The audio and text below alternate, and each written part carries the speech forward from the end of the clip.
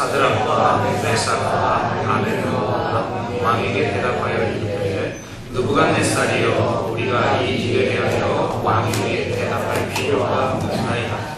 왕이여 우리가 섬기는 하나님이 계시다면 우리를 맹렬히 타는 불문불 가운데에서 능히 건져내시겠고 왕의 손에서도 건져내시리이다. 그렇게 하지 아니할지라도 왕이여 우리가 왕의 신들을 섬기지도 아니하고 왕이 세우신 금신상에게 절하지도 아니할 줄을 아옵소서. 아멘.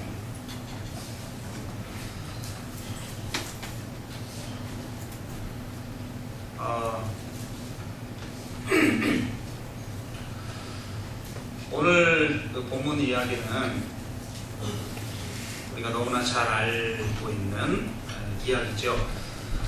바벨론의 그 느부갓네살 왕이 신상을 만들어 놓고 모든 백성들과 나라들에게 절하도록 명을 내립니다.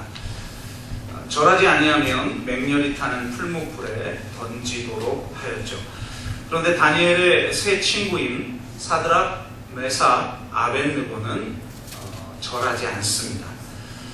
그들을 붙잡아 위협해도 그들은 결연히 맞서고 당당하게 풀무불에 던져지는 것을 선택합니다.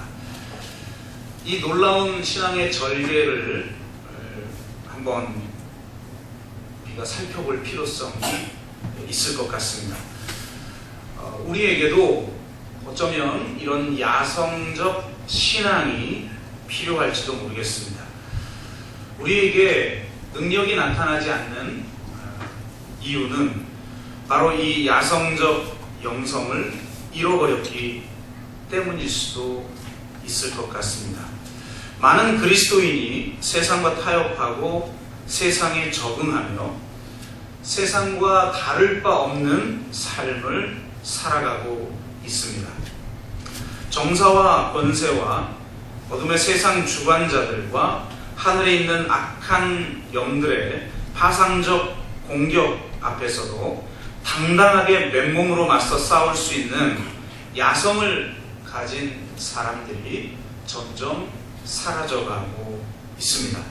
제왕적이고 폭압적인 무서운 권력과 매혹적이고 탐욕적인 마력을 발산하는 금신상과 같은 문화적 현혹 앞에서 순응하지 않는 영적 저항자들이 점점 사라져가고 있는 것 같습니다. 자크 엘룰은 그리스도인의 첫 번째 의무가 바로 모두가 예할 때 아니오라고 말하는 것이라고 말합니다. 바벨론의 폭고 앞에서 아니오라고 말할 수 있는 사람들이 바로 진정한 그리스도인인 거죠. 그러나 홀로 싸우는 자가 되어서는 안 됩니다. 더불어 숲을 이루어 함께 싸워야 합니다. 독야청청 영웅적 영성을 가진 사람들은 쉽게 무너질 수 있습니다. 또한 그런 영성으로는 공동체를 세우는 것도 어렵고 하나님의 나라 운동에 동참하는 것도 어렵습니다. 여러분, 이 애굽의 총리였던 요셉과 바벨론의 총리였던 다니엘의 가장 큰 차이점이 뭘까요? 저는 이렇게 생각이 들어요. 요셉은 혼자였고 다니엘에게는 세 친구가 있었다는 점입니다. 요셉은 혼자였기에 자기 가족만을 구할 수 있었고, 다니엘은 세 친구가 함께 있었기에 그들의 나라를 지킬 수가 있었다고 생각이 듭니다. 다니엘에게는 바벨론의 우상 숭배적 포각과 현혹 앞에서 당당하게 함께 싸울 의인의 공동체가 있었다는 거죠. 의인은 홀로 의인이 될 수 없습니다. 의인은 반드시 의인의 공동체를 이루어 하나님의 나라를 위해 영적인 싸움을 싸우게 되어 있다는 거죠. 오늘 본문을 통해서 이 의인들의 공동체의 신앙은 어떠한지를 우리가 한번 살펴보고, 우리 또한 의인의 공동체로서 어떻게 살아야 할지에 대해서 다짐해보는 그런 시간이 되기를 바랍니다. 오늘 본문에 들어가기 전에 먼저 다니엘서에 나타난 의인들, 즉 다니엘과 이 세 친구들의 특징이 무엇인지를 살펴보겠습니다. 물론 의인의 공동체가 가져야 될 여러 가지 특징이 있을 수가 있지만 다니엘서에 나타난 특징이 무엇인가를 먼저 살펴보기를 원하는데요. 첫째, 의인의 공동체는 뜻을 정한 사람들의 공동체라는 겁니다. 다니엘서 1장 8절에서 9절을 보면 이렇게 기록되어 있는데요. 다니엘은 뜻을 정하여 왕의 음식과 그가 마시는 포도주로 자기를 더럽히지 아니하리라 하고 자기를 더럽히지 아니하도록 환관장에게 구하니 하나님이 다니엘로 하여금 환관장에게 은혜와 긍휼을 얻게 하신지라. 이렇게 기록하고 있습니다. 다니엘은 뜻을 정하였다라고 말하고 있어요. 뜻을 정한다는 것은 주관을 분명히 갖는다라는 것을 의미합니다. 자신의 주관을 가지지 못한 사람들은 늘 남의 주관이나 판단이나 명령에, 그리고 상황과 환경에 지배를 받게 되어 있어요. 그러니 당연히 일관성 있는 신앙생활을 하기가 어렵죠. 뜻을 정하지 않으니까 환경과 또 상황과 타인에 의해서 좌지우지되는 그런 신앙생활을 하게 되어 있는 것입니다. 주관을 갖는다는 건 무엇일까요? 내가 무엇을 위해 살아야 하고 어떻게 살아야 하는지에 대한 가치관을 분명하게 갖는 것을 의미합니다. 이것이 잡혀있지 않으면 끊임없이 흔들리게 됩니다. 여러분, 진정한 의인의 공동체는 뜻을 정한 사람들의 공동체인 줄 믿습니다. 사도 바울이 교회를 향해서 계속해서 말해요. 너희는 하나가 되어야 된다. 그런데 그냥 하나가 되라고 말하지 않아요. 한 마음, 한 뜻으로 하나가 되어야 한다라고 말해요. 그러니까 진짜 공동체는 그냥 모여있다고 공동체가 아닌 거예요. 그냥 인간적인 좋은 관계를 맺는다고 기독교 공동체가 되는 게 아니에요. 의인들의 공동체는 하나님의 뜻으로 한 마음, 한 뜻을 이루는 공동체인 거죠. 그 뜻을 정했는가? 이게 굉장히 중요한 것입니다. 둘째는 의인들의 공동체는 기도하는 사람들의 공동체였습니다. 왕에게 꿈을 해석하라는 명령을 받은 다니엘이 세 친구를 찾아가서 함께 기도해달라고 부탁을 합니다. 또한 바벨론의 신하들의 모략으로 30일 동안 왕 외에 어떤 신에게나 사람에게 무엇을 구하면 사자굴에 던져넣기로 조서를 내렸을 때에도 다니엘은 목숨을 걸고 하루 3번 창문을 열고 기도합니다. 그러니까 다니엘서에 나타난 이 의인들의 공동체의 핵심적 특징이 뭐냐? 기도였다는 거예요. 여러분, 뜻을 정하지만 뜻을 정하지 못하고 신앙생활하는 것도 문제인데, 뜻을 정하지만 실제로 그 뜻을 이루며 살아가는 삶이라는 것은 여러분 만만치 않습니다. 그 뜻을 이루기 위해서 하나님 앞에 무릎으로 나아가는 공동체가 되지 않으면 의인의 공동체로서의 정체성을 지켜내기가 너무 어려운 거죠. 여러분, 이 다니엘의 행동을 보면 아주 저돌적인 영적 도발이라는 것을 알 수가 있어요. 우리가 함께 읽은 오늘 본문의 상황은 명백한 우상숭배적 상황이죠. 그런데 지금 다니엘에게 주어진 조서는 사실 개인에게 주어진 명백한 우상숭배적 어떤 상황이라고 보기가 어려워요. 생각해 보세요. 그냥 30일 동안 왕과 왕이 믿는 신에게 구하는 것 위에 다른 이나 다른 신에게 구하는 사람은 사자굴에 던져질 것이다. 이런 조서가 내려졌다면 그냥 눈 닫고 기도하면 되잖아요. 몰래 기도해도 되죠. 혹은 한나의 기도를 하면 되잖아요. 안 들리게. 혹은 무슨 영원히 너희들은 그렇게 해라 이렇게 조서를 내린 것도 아니고 30일 동안이라고 명확하게 시간의 제한이 있어요. 그러면 여러분 생각해 보세요. 30일만 기도 쉬었다가 30일 이후에 기도해도 되죠. 30일 기도 쉬는 거 쉽잖아요. 30일 동안 기도 안 하면서 지내는 건 여러분 별로 어렵지 않죠? 안 어려워요? 견디기 힘듭니까? 마치 핍박처럼 풀물에 던지는 것 같은 그런 어려움이 있습니까? 놀랍게 뜻을 정한 인생은 풀무불에 던져질 거라고 하는 그 말이나 절하지 아니하면 풀무불에 던져질 거라는 말이나 30일 동안 기도하면 30일 내에 누구든 기도하면 사자굴에 던져질 거라는 이야기나 똑같게 받아들여졌다.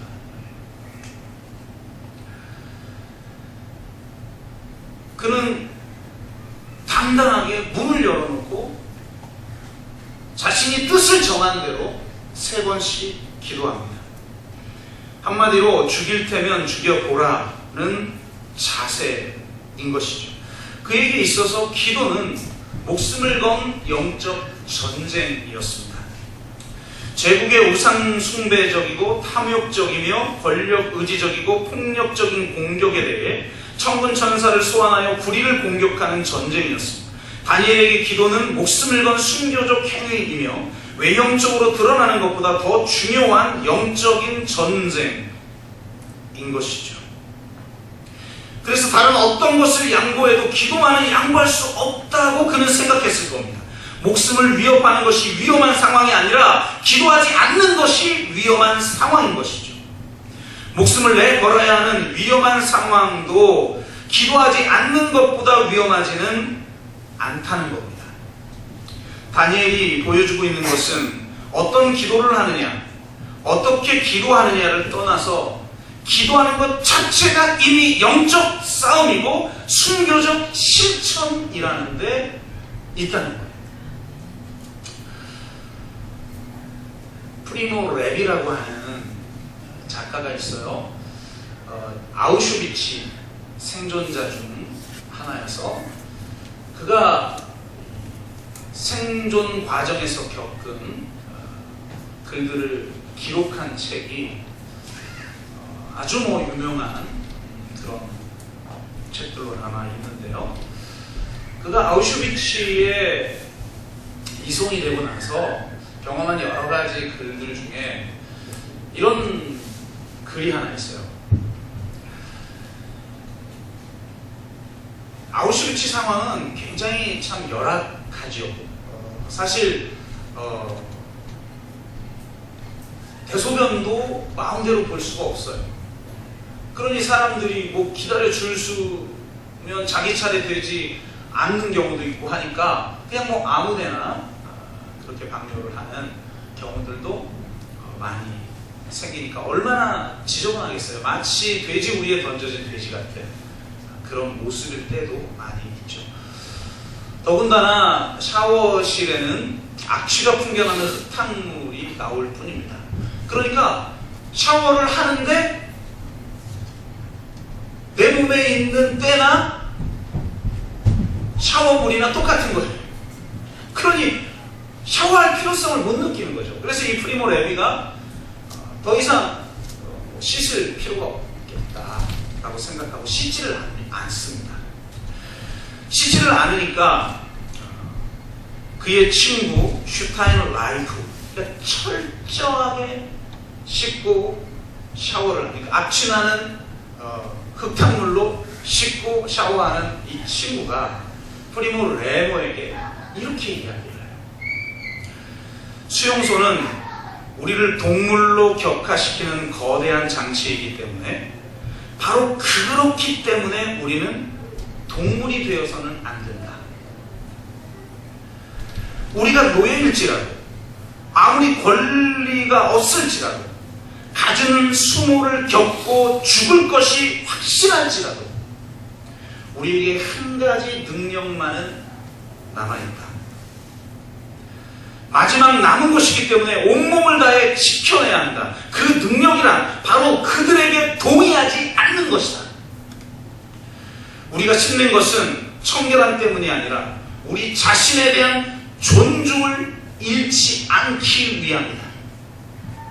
규율 때문이 아니라 쓰러지지 않고 살아남기 위해서다. 그러니 너도 샤워해라. 그렇게 강력하게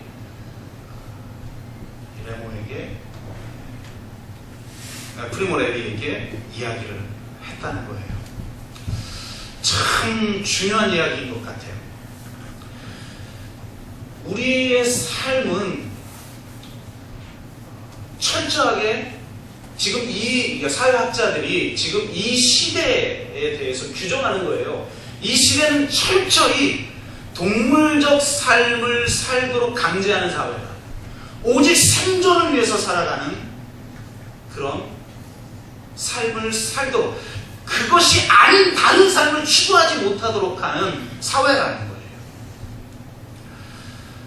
참 무서운 사회인 거죠. 여러분, 동물과 인간의 차이점이 뭐라고 했습니까? 질문이 있느냐 없느냐, 이 차이점이라고 했죠. 아무리 못 살아도 질문이 있으면 사람답게 사는 것이고, 아무리 재벌이라 할지라도 질문이 없으면 그건 동물적 삶을 살아가는 거예요. 오직 효율과 오직 생존을 위해서 살아가는 삶, 그런 삶을 살도록 하고 있는 것이죠. 그때 내가 동물이 되지 않도록 하는 것, 내가 그리스도인으로서의 정체성을 규정하는 것, 그것이 무엇이냐? 바로 뜻을 정하는 것이고, 그 뜻을 이루기 위해서 내가 하나님 앞에 무릎 꿇는 거예요.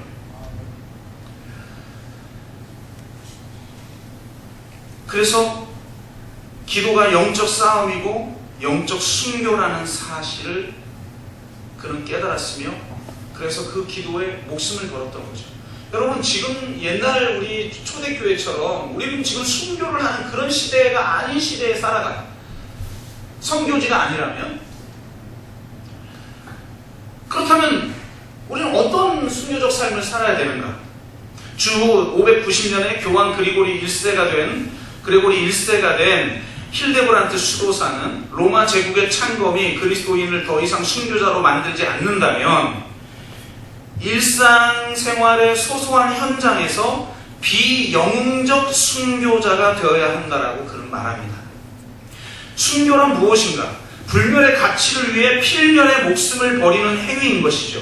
썩어질 욕망을 죽이고 실용과 효율과 유익과 속도와 성공을 추구하는 것을 죽이고 뜻을 정하여 하나님 앞에 무릎으로 나아갈 줄 아는 삶. 여러분, 솔직히 기도하는 것만큼 소비적인 시간이 없을 때가 있어요. 내가 기도했는데 엄청난 은사가 임하고 내가 기도하는 것들마다 막 기적적인 역사가 일어난다면 모를까. 대부분의 사람들은 그러지 못하죠. 상황이 변하지 않아요. 내가 신나 쉽지 않나 똑같은 것 같아요. 악취가 나는 물로 신나 그냥 악취가 난 채로 있나 똑같은 것 같은데, 그 사람들은 살아남기 위해 동물이 되지 않고 인간적 존엄을 지키기 위해서 그 흙탕물로도 씻었다는 거예요. 그럼 이 동물적 삶을 강제하고 있는 이 시대에 내가 그리스도인으로서 살아간다는 건 도대체 무엇인가? 그것은 기도하지 않아도 아무 문제가 되지 않는 삶인데, 아니 심지어는 기도 하나 안 하나 똑같은 것 같은 삶이 내 앞에 놓여있다 할지라도 내가 뜻을 정한 한 그 뜻을 이루기 위해 무릎으로 나아가는 사람들. 저는 그 사람이 어떤 사상을 가지고 있고 얼마나 능력 있고 얼마나 똑똑하냐 별로 신뢰하지 않아요. 그 사람이 무릎 꿇지 않는 사람이 난 신뢰하지 않아요. 언제든지 변질되고 언제든지 자기 의가 드러나고 자기 자신을 복종시킬 수 없기에 자기 가진 지식이 그 사람을 파괴시켜요. 그것이 아무리 탁월하고 아무리 위대한 지식이라 할지라도.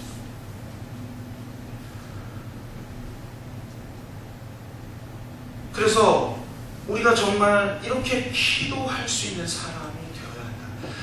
그가 이렇게 무릎 꿇는 사람이 될 수 있었기 때문에 사자굴에 던져졌어도 건짐을 받았고 새 친구들은 풀무에 던져졌어도 건짐을 받았다는 거예요. 그러면 뜻을 정하고 기도의 공동체를 이룬 이 사람들은 어떤 신앙을 도대체 가지고 있었는가를 우리가 함께 나눠보겠습니다. 오늘 우리가 함께 읽었던 구절이죠. 느부갓네살 왕이 바로 옆에 지금 풀무 불을 켜놓고 절하지 않으면 너희들은 이 풀무에 던져진다 라고 지금 협박하는 상황이에요. 여러분, 교실이나 무슨 이런 예배당에서 당신 순교할 수 있어요? 그럼 순교할 수 있다라고 말할 수도 있죠. 그런데 지금 옆에 풀이 불타고 있는데 내가 언제든지 던져질 수도 있는 상황에서 지금 이렇게 질문되어지고 있는 거예요. 근데 이 질문 앞에서 뭐라고 막 대답합니까? 오늘 우리가 함께 읽었던 거죠. 느부갓네살이여, 우리가 이 일에 대하여 왕에게 대답할 필요조차 없습니다. 아, 이 얼마나 당당한 모습이에요. 자기의 생명을 지금 풀무불에 던져버릴 수도 있는 권세를 가지고 있는 왕 앞에서 내가 굳이 당신 앞에 이 대답을 할 필요조차 없습니다 라고 당당하게 고백해요. 그러면서 뭐라고 합니까? 왕이여, 우리가 섬기는 하나님이 계시다면 우리를 맹렬히 타는 풀무불 가운데에서 능히 건져내시겠고 왕의 손에서도 건져내시리이다. 아, 이게 얼마나 멋있는 말입니까? 여러분, 도저히 불가능한 것처럼 보이는 상황이라 할지라도 하나님이 우리에게 약속하신 것이라면 반드시 성취될 거라는 걸 믿는 믿음을 가지십시오. 하나님이 나를 풀무불에서도 건져낼 것이라는 이런 원초적 신앙이 있어야 돼요. 제발 다른 사람 탓하고 공동체를 탓하지 말고 자신의 신앙이 이런 본질적 신앙이 있는가를 봐야 돼요.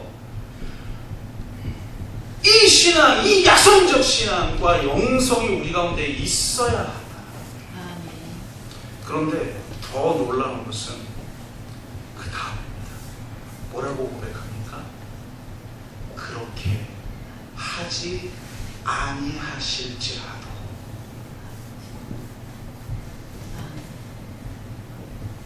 우리가 왕의 신들을 섬기지도 아니하고 왕이 세우신 큰 신상에게 절하지도 아니할 줄을 아옵소서.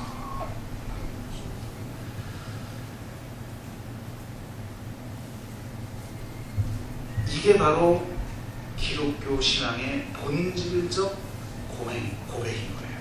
하나님이 나를 보호하시고 나를 인도하시고 내게 축복 주시며 부욕케 하시고 형통케 하신다는 것에서 복음의 본질이 드러나는 것이 아닙니다.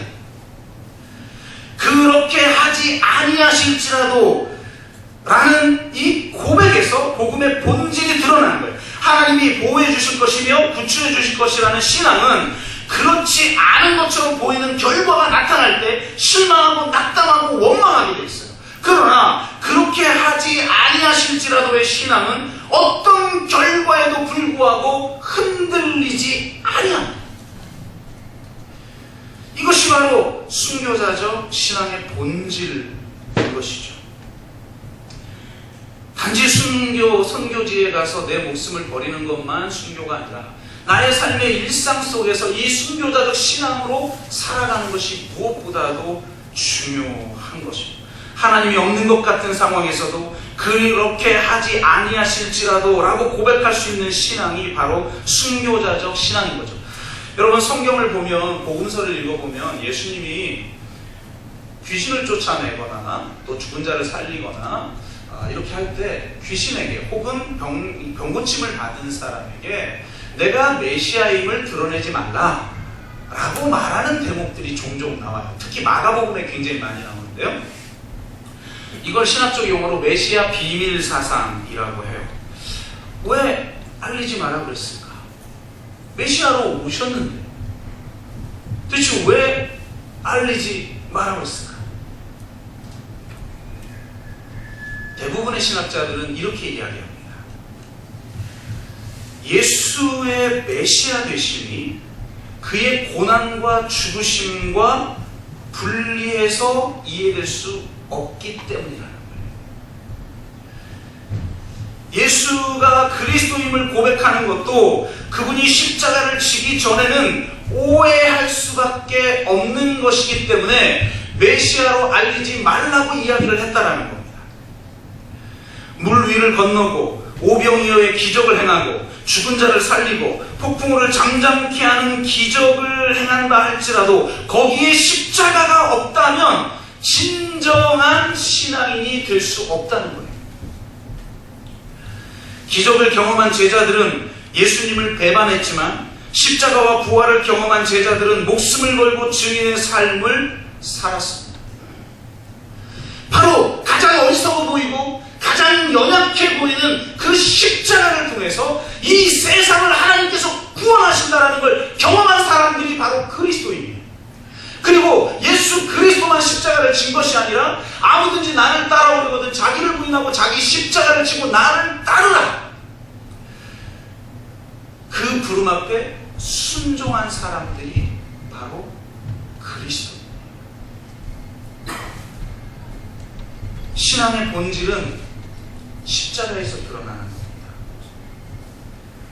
내가 아무리 기도해도, 내가 아무리 노력해도 변화가 일어나지 않는 것 같은 상황에서 그리 아니하실지라도 내가 왕의 신들을 섬기지 아니할 것이며 이 금신상에도 절하지 아니할 것입니다 라고 고백할 수 있는 그런 신앙이 바로 신앙의 본질인 것이죠.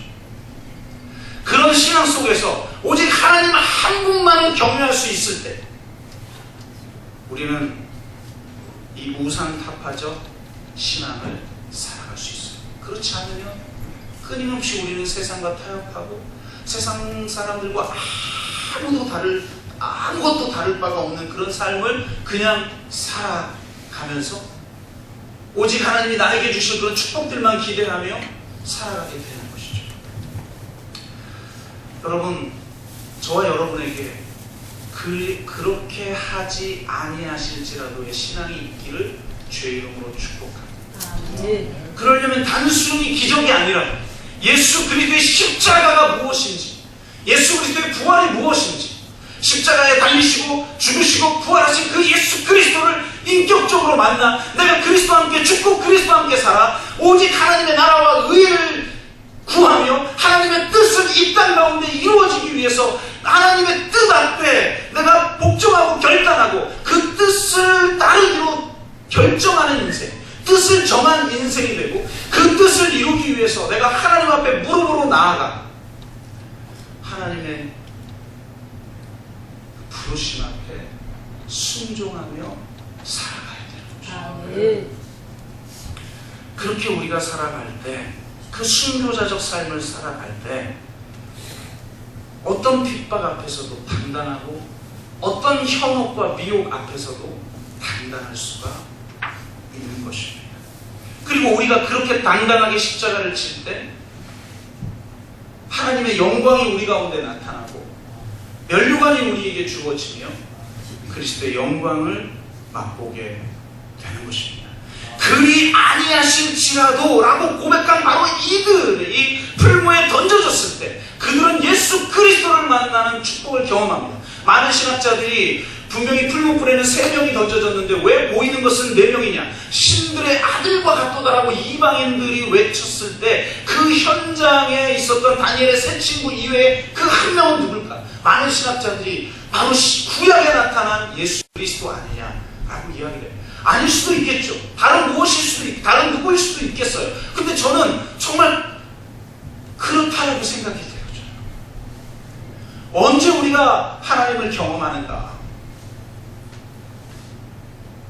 때로는 영웅적 순교자적 삶을 살 때와 비영웅적 일상적 순교적 삶을 살아갈 때 하나님의 영광이 드러나는 겁니다. 여러분 그것을 맛보며 살아가기를 원하지 않습니까? 이 세상이 알 수 없는 평안, 이 세상이 알 수 없는 기쁨, 이 세상이 알 수 없는 영광, 그 영광을 경험하고 살아가고 싶지 않습니까? 저 빌 게이츠가, 저 이건희가 경험한 이 세상의 성공이 주는 그 영광이 조차도 마치 배설물처럼 여겨지게 만드는 바로 그 영광, 여러분 그걸 경험하기를 원치 않습니까? 그 영광 때문에 내가 순교를 해도 좋은 그런 가치를 경험하기를 원하지 않습니까? 4세기에 아르메니아의 세바스테이에 주둔하고 있던 그리스도인 병사 40인의 순교 이야기가 지금까지 전해져 내려오고 있습니다. 320년 겨울 기독교인을 박해하기 시작한 리키니우스 황제가 갑자기 갑바도기아에 있는 모든 그리스도인들에게 기독교 신앙을 저버릴 것을 강요하기 시작합니다. 세바스테이에 주둔하고 있던 병사들 가운데 40명의 그리스도인이 이에 저항합니다. 물론 더 많은 병사들은 그냥 넘어갔죠. 그 핍박 앞에 굴복한 사람들도 많았을 것입니다. 그런데 이 40명의 그리스도인들은 저항합니다. 이교도 관리였던 아그니콜라우스가 그들을 투옥하고 그래도 믿음을 꺾지 않자 얼어붙은 호수에 40개의 구멍을 내서 옷을 벗겨 하나하나를 집어 넣습니다. 그리고 배교를 강요합니다. 호수 밖에는 장작불이 타오르고 있었고 옆에는 이교의 신을 위한 제단이 마련되어 있었고 그 옆에는 따뜻한 물을 가득 채운 욕조가 준비되어 있었습니다. 여러분 얼음물에 던져졌는데 바로 옆에 따뜻한 물이 담긴 욕조가 있어요. 40일을 굶었는데 내 앞에 떡이 있어요. 예수님이 받은 그 유혹과 너무나 흡사하죠. 근데 이 40명은 함께 기도하기 시작했어요. 다니엘과 세 친구들처럼 하나님 앞에 기도하기 시작합니다. 주여, 우리는 모두 40명입니다. 우리 40명은 생명의 면류관을 놓치지 않을 것입니다. 우리의 이 거룩한 숫자는 변함이 없을 것입니다. 주여, 우리가 이 40명의 순교자를, 이 숫자를 지키게 해 주옵소서.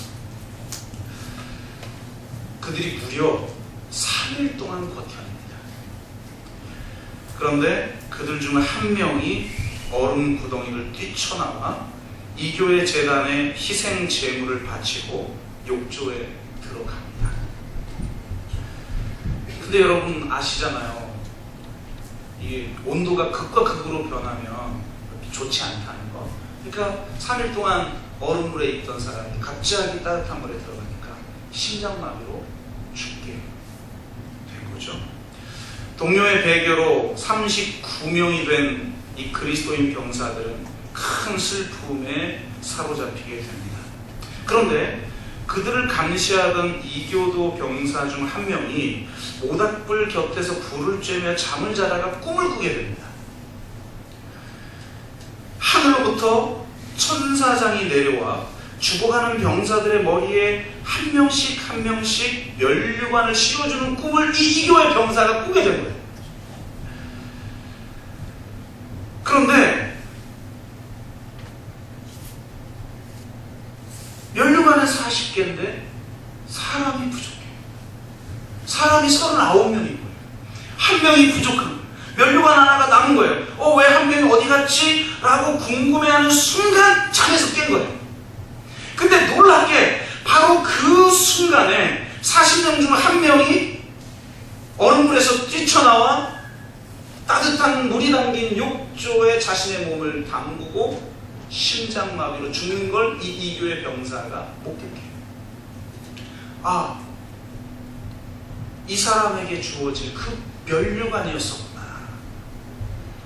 그 순간 이 모든 상황을 이해한 병사는 자신의 옷을 벗어 던지며 나는 지금부터 그리스도인입니다.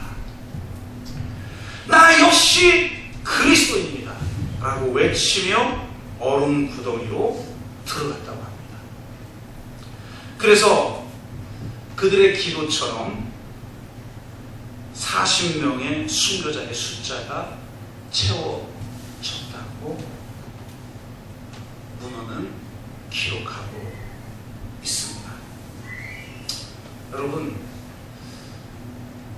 믿음을 지키는 사람들에게 놀라운 면류관이 예비되어 있습니다.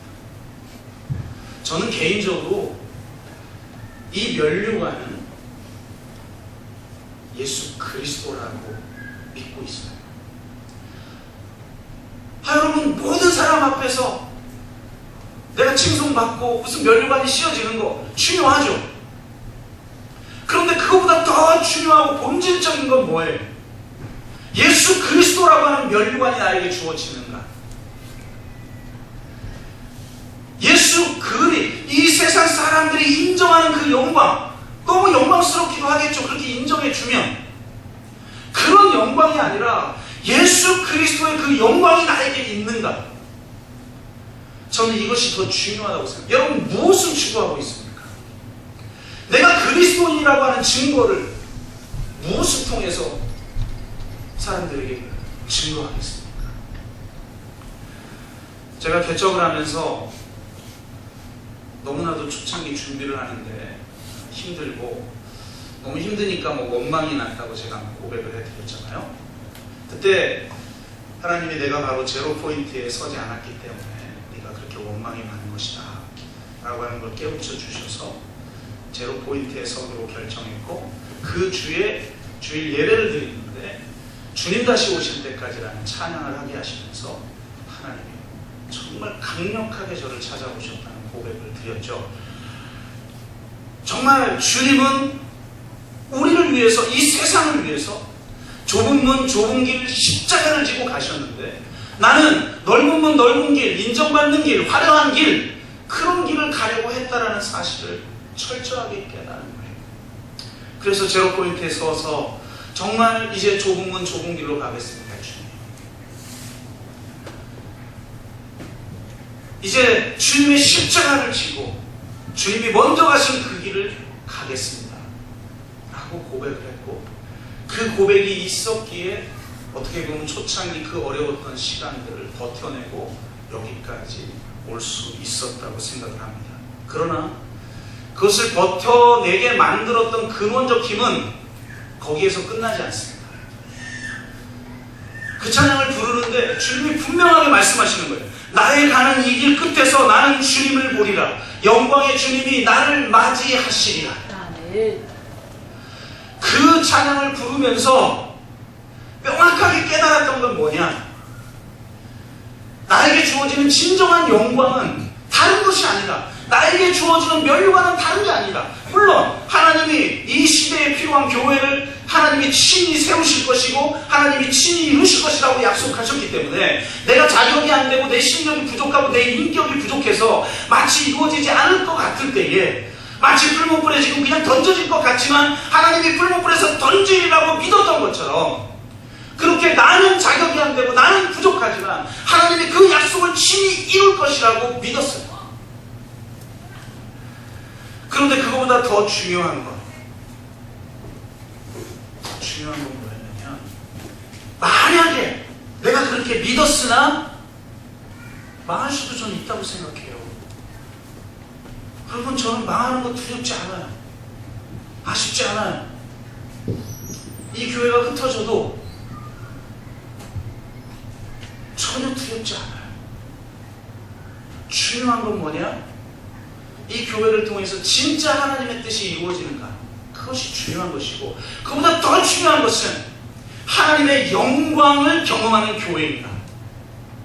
내 삶 속에서 정말 하나님이 꿈꾸게 하셨던 그런 교회가 이루어지지 않고 실패할 수도 있죠. 요즘은 여러분 다 실패하는데 겨우 5%만 살아남는데요, 개척한 교회들이. 그 5%도 대부분은 그냥 다 20, 30명이고 그 중에서도 소수만 겨우 살아남고 생존하는 그런 시대인데 망할 수도 있는 거죠. 내가 대단하고 뭐가 있길래. 그런데 중요한 것은 그렇게 하지 아니하실지라도 영광의 주님이 나를 맞이하시는 것, 그것이 우리가 추구해야 될 최고의 영광인 것입니다. 바로 그것이 우리에게 주시는 하나님의 면류관인 거예요. 우리는 과연 그렇게 하지 아니하실지라도 당신의 그 영광 하나는 족합니다 라고 고백하며 살아가고 있는가? 그 고백 속에서 하나님의 뜻을 이루기 위해 뜻을 정한 인생으로 살아가는가?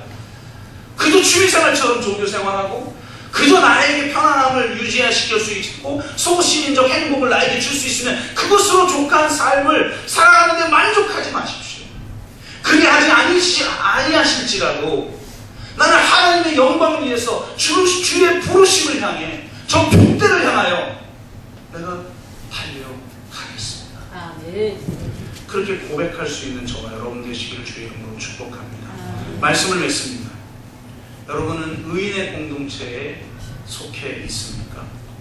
의인의 공동체란 뜻을 정한 사람들의 공동체입니다. 그리고 그 뜻이 이루어질 수 있도록 하기 위해서 우리가 철저히 무릎 꿇어야 한다는 걸 아는 사람. 그래서 일상적, 비영적, 순교적 삶의 출발은 기로부터 시작된다는 것을 아는 사람들의 공동체인 것입니다.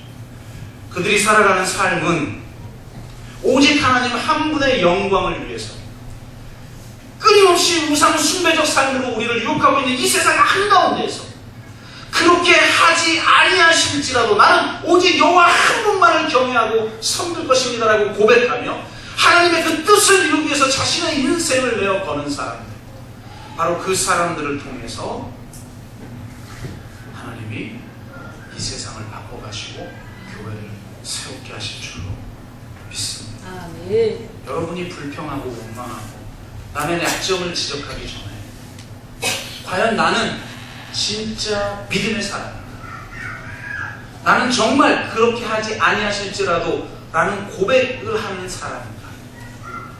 나는 그렇게 하지 아니하실지라도 하나님의 뜻을 이루기 위해 내 전 삶을 주님 앞에 바친 사람인가? 그리고 나 혼자 도야청청 그 길을 가는 사람이 아니라 함께 더불어 갈 줄 아는 사람인가? 그것을 돌아보는 저와 여러분이 되어 이 시대에 필요한 진정한 의인의 공동체로 살아가는 저와 여러분 되시기를 주의 이름으로 축복합니다. 기도하겠습니다.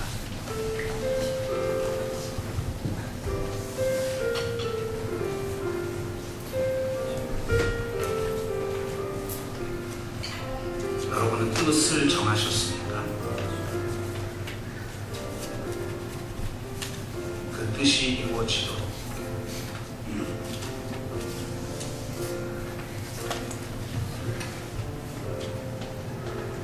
무릎을 꿇는 사람입니까? 아무 효과도 없고 효용성이 없는 것처럼 보이는 그 시간을 지켜내는 비영적 순교적 삶을 살아가고 있습니까? 그런 사람들이 될 때 진짜 목숨을 걸어야 될 상황이 와도 하나님이 나를 건지실 것입니다라고 고백하고 그렇게 하지 아니하실지라도 나는 하나님 한 분만을 섬기며 그분의 영광을 위해서 그분의 뜻을 이루어드리기 위해서 살아갈 것입니다라고 고백할 수 있을 줄 믿습니다. 주님 그런 사람이 되길 원합니다. 세상이 감당하지 못할 사람이 되길 원합니다. 찾아와 주셔서 나를 만나 주시옵소서. 십자가와 부활을 경험하게 하여 주옵소서. 성령의 기름 부으심을 우리에게 부어 주셔서 예수님을 배반했던 제자들이 목숨을 걸고 진리의 삶을 살았던 것처럼 나의 삶의 일상에서, 일터에서, 우리 가정에서, 시민사회 영역에서, 이 땅에서 주의 제자로 살아가게 하시고 주님만이 나의 면류관입니다라고 고백하며 살아가는 축복의 인생이 되게 해달라고 우리 한번 같이 기도하겠습니다. 같이 기도합니다. 사랑의 아버지 하나님 감사합니다. 뜻을 정한 인생이 되게 하여 주옵소서. 정말 주님의 배에 함께 무릎으로 나가는 기도의 공동체를 이루게 하여 주옵소서. 정말 나를 불모 가운데서 건져 내시리라고 믿는 믿음의 사람이 되게 하여 주옵소서. 더욱더는 주님 그렇게 하지 아니하시지만 저 십자가와 부활을 통하여서 나와 이 세상을 구원하신 예수 그리스도 그분의 영광만을 바라보며 주님이 먼저 가신 그 길을 걸어갈 수 있는 사람이 되기를 원합니다. 나의 가정에서, 교회 공동체에서, 일터에서, 우리의 지역에서, 이 세상 한가운데에서 끊임없이 나를 우상숭배적 삶으로 현혹하는 그런 세력들과의 영적 싸움에서 승리하며 주님의 뜻을 온전하게 이루어드리는 삶을 살아가게 하여 주시옵소서. 주님 감사합니다. 다니엘과 새 친구와 같은 믿음의 공동체, 의인의 공동체가 되어 우리가 이 시대에 하나님이 원하시는 삶을 온전하게 살아드리는 그런 삶을 살아가게 하여 주옵소서. 예수 그리스도의 이름으로 기도드립니다. 아멘.